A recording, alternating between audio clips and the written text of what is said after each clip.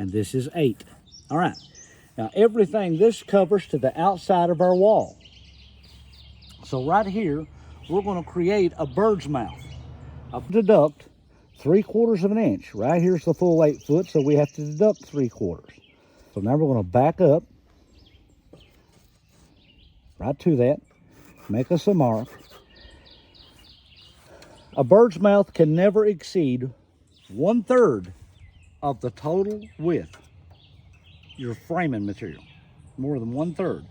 So to find out what 1/3 is, we're just going to simply set that there. It's 6.5 inches.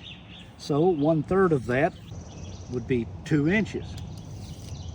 So all we have to do to find out our depth is to back up 2 inches, make us a mark right there, right to that mark.